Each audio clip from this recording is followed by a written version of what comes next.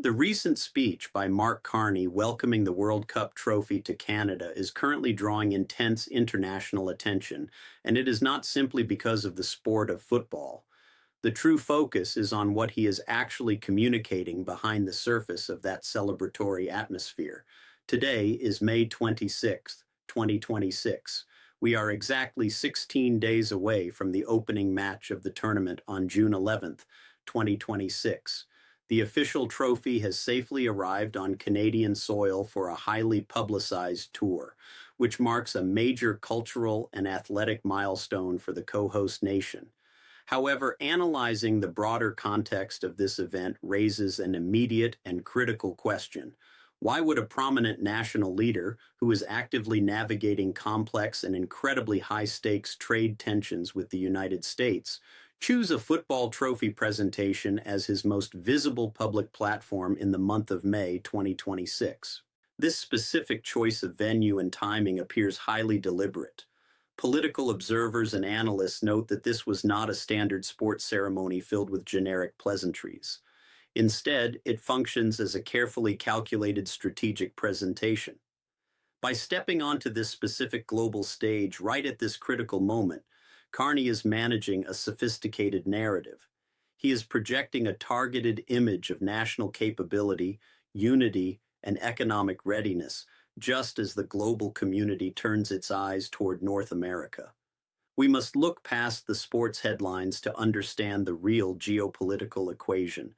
To decode the true significance of Mark Carney speaking at this event, we must first establish the verifiable baseline facts that he presented to the public.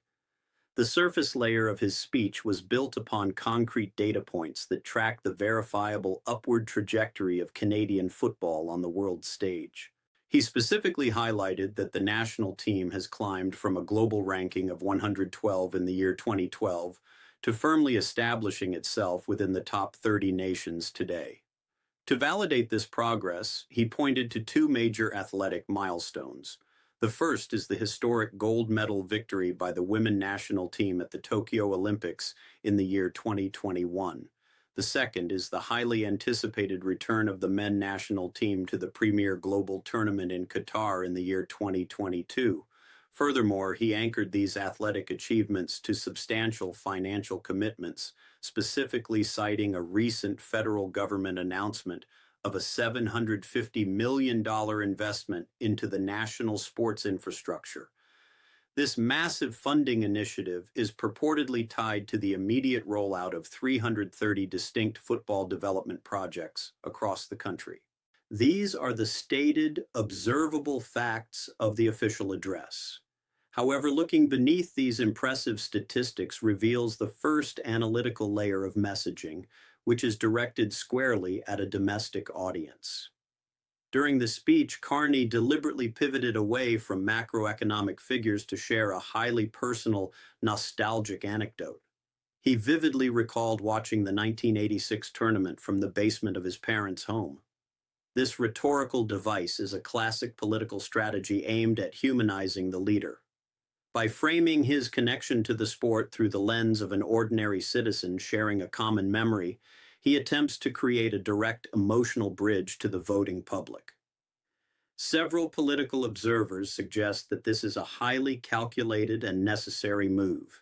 For a leader whose professional background is deeply rooted in the often opaque, highly technical world of central banking and global finance, proactively constructing an accessible and relatable public persona is a strong indicator of a comprehensive long-term domestic communication strategy. He is clearly signaling to the Canadian public that he understands their everyday experiences and shares their cultural touchstones, attempting to soften his established image from a rigid financial technocrat to an approachable, grounded national figure. Moving beyond the domestic sphere, the second and perhaps most critical layer of messaging is aimed entirely at an international audience, specifically directed toward the United States and Mexico. Canada is stepping into the role of co-host for the upcoming tournament alongside these two continental neighbors during a period characterized by incredibly sensitive and shifting geopolitical realities. We must therefore ask a fundamental strategic question. When bilateral economic and trade tensions between the Canadian government and the United States remain largely unresolved, what exact strategic purpose does a co-hosted multi-billion-dollar sporting event serve? By choosing to stand next to the ultimate symbol of international cooperation, Carney is implicitly addressing foreign relations. Diplomatic analysts interpret this framing as a deliberate soft power maneuver. Canada is actively utilizing its prominent position as a co-host to project an image of absolute reliability, logistical competence, and equal partnership on the global stage. It is a calculated method of asserting national sovereignty and leverage in a purely non-confrontational arena. While formal trade negotiations might be currently stalled or fraught with political friction, the collaborative execution of a massive international event effectively forces a functional working partnership. The speech, therefore, serves as a very subtle but firm reminder to international partners that Canada is a necessary, capable, and modern collaborator, projecting an image of stability and quiet influence that transcends the current economic disputes occurring across the border.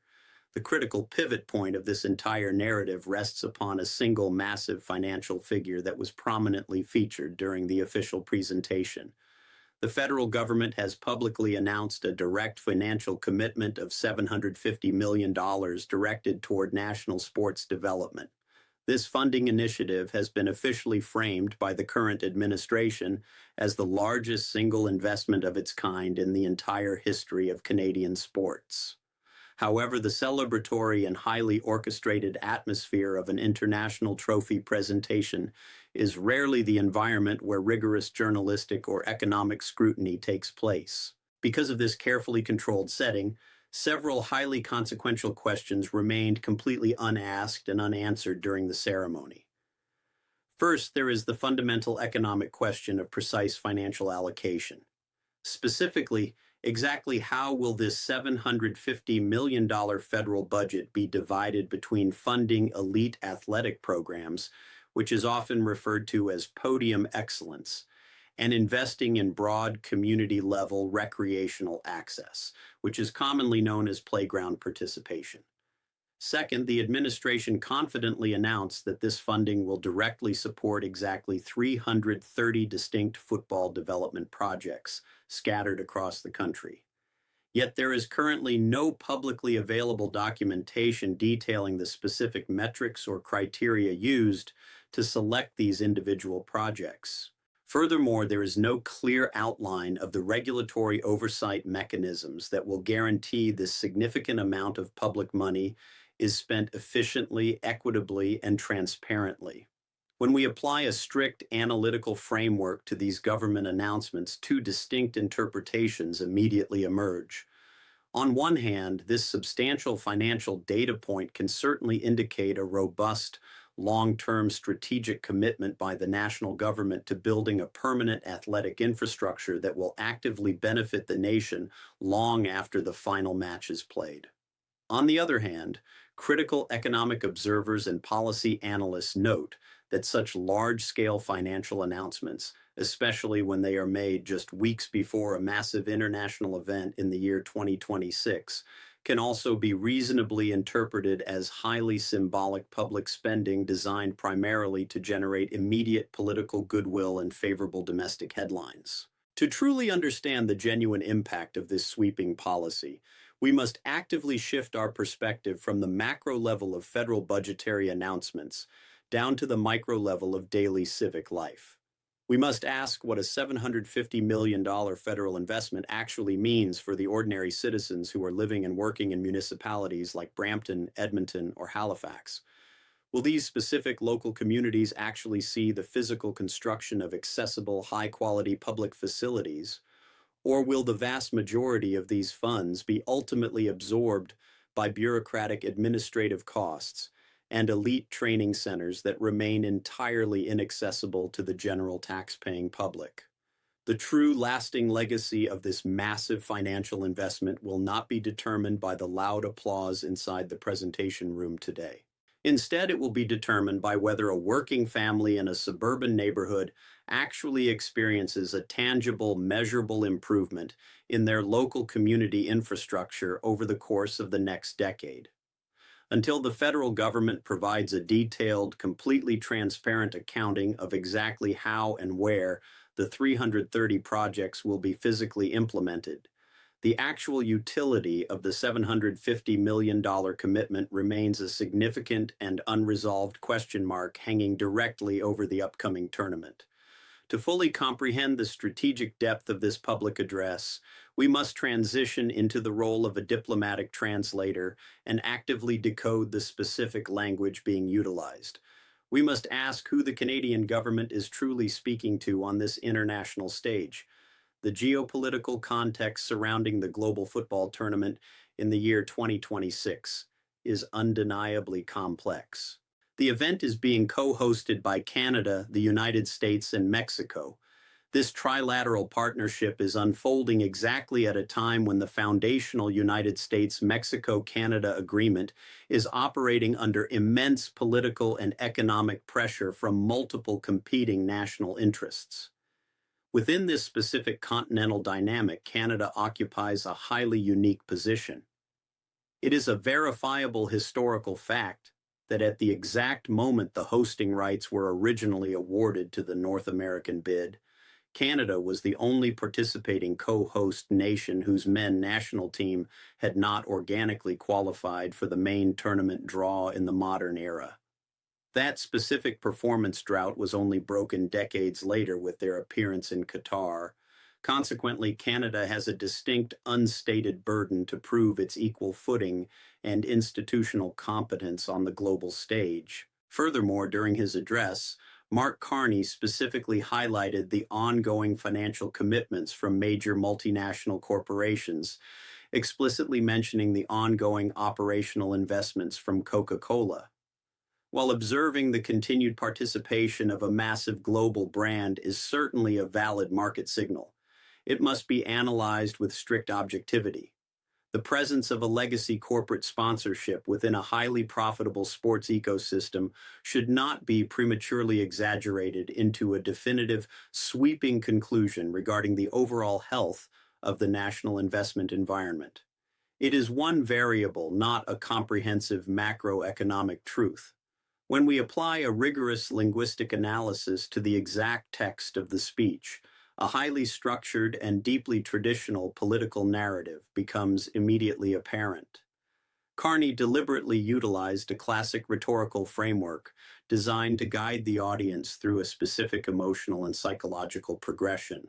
He began by deliberately establishing a very humble, almost underestimated national past, anchoring this sentiment by specifically referencing his personal memories of the year 1986.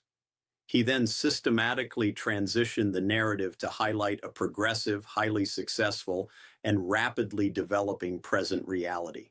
Finally, he concluded the address by projecting an incredibly confident, globally ambitious future for the nation. This specific narrative arc is not a spontaneous choice. It is a fundamental, heavily tested technique utilized in political communication to build broad public consensus and generate a feeling of unstoppable forward momentum. Furthermore, he explicitly mentioned the historic arrival of the international football star Alessandro Nesta to the Montreal Impact Professional Club many years ago. On the absolute surface level, this is simply an engaging football anecdote. However, a deeper analytical interpretation suggests that this specific historical reference functions as a highly calculated symbolic representation. By highlighting this particular example of international recruitment, some political analysts suggest that the current administration is actively attempting to position Canada as an increasingly attractive, highly competitive destination for elite foreign professionals. It projects a vision of a nation capable of drawing top-tier global talent across all major economic and technological sectors, extending far beyond the isolated realm of professional sports. We must attach a clear and necessary analytical label here. This specific reading is an interpretation of subtle political messaging, and it must not be confused with a formal, legally binding policy objective stated by the federal government. However, the most revealing and critically important aspect of any carefully crafted political address is very often found in the specific, difficult topics that are intentionally omitted from the public text. In his deeply optimistic address, Carney made absolutely no mention whatsoever of the massive, rapidly escalating logistical costs associated with physically hosting a multi-city tournament of this unprecedented global scale. There was total and complete silence regarding the immense financial pressure that is currently being placed directly upon municipal budgets in the specific host cities. At a present moment when ordinary Canadian citizens are facing a severely rising cost of living, consistently high inflation rates, and an incredibly competitive, often inaccessible housing market, there is an ongoing and intense public debate regarding the proper prioritization of public spending. The administration completely avoided addressing the fundamental question of whether allocating hundreds of millions of taxpayer dollars towards stadium renovations, enhanced security perimeters, and temporary international sporting infrastructure is the most responsible, equitable use of public money during a period of widespread economic anxiety. By deliberately omitting any reference to the potential for severe municipal debt, the rising costs of urban transit upgrades, and the undeniable historical precedent for massive budget overruns at these events, the speech maintained a strictly positive tone. Yet in doing so, it entirely ignored the very real, rapidly compounding financial realities and significant socioeconomic risks that local governments and ordinary taxpayers are currently being forced to navigate without clear federal guidance. We must shift the focus from the grand parliamentary announcements down to the tangible realities facing ordinary citizens, explicitly exploring the actual economic impact from the macro level of federal planning to the micro level of the family dining table. The upcoming international football tournament in the year 2026 is widely projected to generate significant revenue streams through increased international tourism, hospitality demand, and localized consumer spending, particularly concentrating within the officially designated host cities of Toronto and Vancouver. However, it is absolutely essential to apply a strict analytical label to these highly optimistic financial projections. These specific revenue figures are currently just economic estimates produced by organizing committees and industry advocates, and they must not be treated as guaranteed or mathematically confirmed financial facts. Furthermore, the federal government assertion of a $750 million investment into sports infrastructure will undeniably create a measurable short-term impact on the domestic labor market. The immediate demand for physical construction, comprehensive urban planning, and temporary event operations will directly generate new employment opportunities for tradespeople, civil engineers, and service industry workers over the coming months. Yet we must acknowledge that these specific roles, while certainly beneficial in the immediate present, are inherently temporary, meaning the long-term employment stability for these specific workers remains entirely uncertain once the tournament officially concludes in the summer of the year 2026. The most critical economic question, therefore, revolves entirely around the equitable distribution of these potential financial benefits. Will the newly generated wealth and infrastructural improvements be contained exclusively within the massive metropolitan hubs of Toronto and Vancouver? Or will these tangible benefits effectively reach smaller municipalities and rural regions across the country?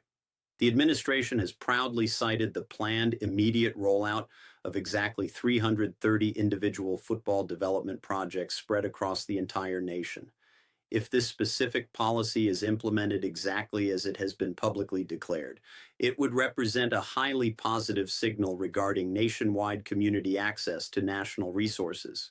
It would demonstrate a tangible, verifiable commitment to ensuring that the financial momentum of the tournament extends far beyond the immediate vicinity of the main stadiums.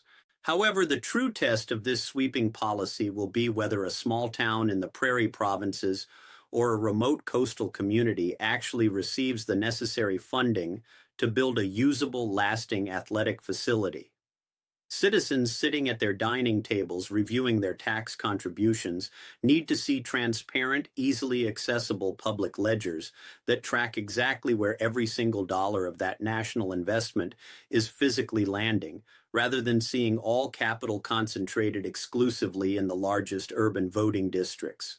Finally, any objective economic analysis must meticulously monitor the severe, highly predictable financial risks associated with hosting international events of this unprecedented scale.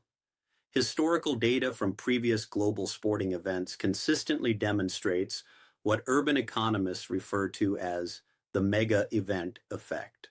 While the initial spectacle brings a temporary surge of foreign capital, it very frequently leaves local municipal governments saddled with massive long-term financial liabilities related to the ongoing structural maintenance of oversized, ultimately underutilized physical infrastructure.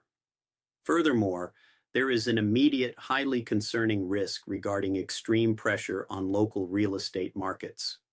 Comprehensive urban studies from past tournaments have repeatedly documented severe spikes in property valuations and rental costs in the specific residential neighborhoods surrounding newly constructed or heavily renovated stadium districts.